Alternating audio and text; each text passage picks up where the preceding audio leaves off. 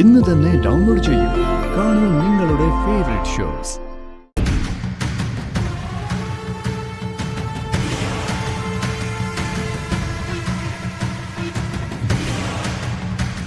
ഗാഥ അവിടെ നിന്ന് ഇറങ്ങിയപ്പോൾ മുതൽ ഞാൻ ഫോൺ വിളിച്ചോണ്ടിരിക്കുക. ഇതുവരെ ഫോൺ സ്വിച്ച് ഓൺ ചെയ്തിട്ടില്ല. കൂട്ടുകാരിക്ക് ആക്സിഡന്റ് ആണെന്ന് പറഞ്ഞു പോയതല്ലേ സാർ? ചിലപ്പോൾ അവിടെ നിൽക്കുന്നുണ്ടാവും. എനിക്കറിയത്തില്ല. ഒന്നാമത് ഫംഗ്ഷന്റെ ഇടയിൽ നിന്ന് അയാൾ പോയത് എനിക്ക് ഇഷ്ടപ്പെട്ടിട്ടില്ല. ഇപ്പതാ ഫോൺ സ്വിച്ച് ഓഫ്. ഇതാടോ മാണിക്കുഞ്ഞ് അല്പം കൂടുതൽ റൊമാൻറ്റിക് ആയുള്ള കുഴപ്പം. അവർ നമ്മളെ ഈ രീതിയിൽ ടോർച്ചർ ചെയ്യും. പിന്നെ അതിന്റെ പെയിന് സഹിച്ച് നമ്മളിവിടെ ഇരുന്നോണം. എനിക്ക് തോന്നുന്നത് എന്താണെന്ന് അറിയൂ സാർ, ഗാഥ മാഡം ആ പോക്ക് പോയി ചിലപ്പോ ഇന്നാളത്തെ പോലെ 1-2 ദിവസം ഫോണിൽ കിട്ടാനേ പോകുന്നില്ല.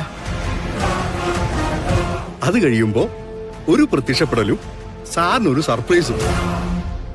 മാണിക്കുഞ്ഞ്, ഏതെങ്കിലും ഒരു കമ്പനിക്കാര് മീറ്റിങ്ങിന് വരാമെന്ന് പറഞ്ഞിട്ട് 1 മിനിറ്റ് വൈകിയ പിന്നെ ഞാനെങ്ങനെ അവരെ ഡീൽ ചെയ്യാ? പിന്നെ അവരുമായിട്ട് സാറിന് യാതൊരു ബന്ധം ഉണ്ടാവില്ലല്ലോ. സാറിന്റെ കൃത്യനിഷ്ഠ ഇൻഡസ്ട്രിയിൽ പാട്ടല്ലേ സാറേ? യെസ്, അത്രയും കൃത്യനിഷ്ഠയോടെ ജീവിക്കുന്ന ഞാനാണ് ഒരു പെണ്ണിന്റെ കോളിന് വേണ്ടി വെയിറ്റ് ചെയ്യുന്നത്. അവളുടെ ഫോൺ സ്വിച്ച് ഓഫ് ആയി കഴിഞ്ഞാൽ അതിന്റെ പേരിൽ ടെൻഷൻ ആവുന്നത്.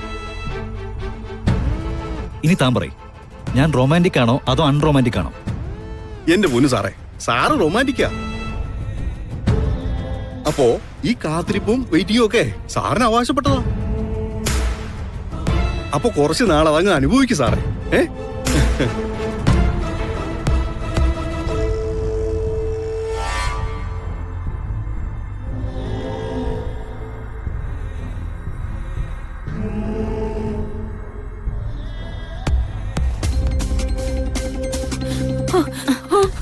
മോളെ, ഗാഥ മാഡം, മോളെ, അയ്യോ, വേഗം ഗാഥ മാഡം, മോളെ,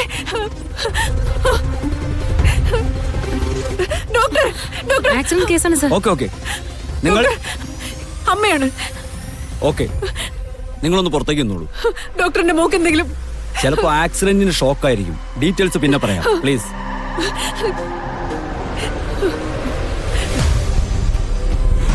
സിസ്റ്റർ, മുറിവൊക്കെ ഡ്രസ് ചെയ്യണം. IV സ്റ്റാർട്ട് ചെയ്യണം. Okay doctor.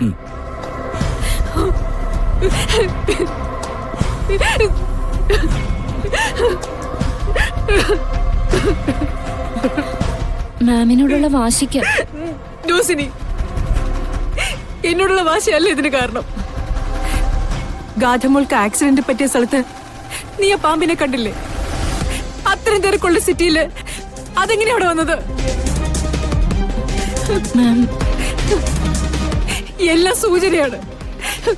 അത് മനസ്സിലാക്കിയില്ലെങ്കിൽ എന്റെ മോളുടെ ജീവൻ ഞാൻ പകരം കൊടുക്കേണ്ടി വരും. ഞാൻ സമ്മതിക്കില്ല സിനി. എന്ത് സംഭവിച്ചാലും ഞാൻ എന്റെ മോളെ വിട്ടുകൊടുക്കില്ല.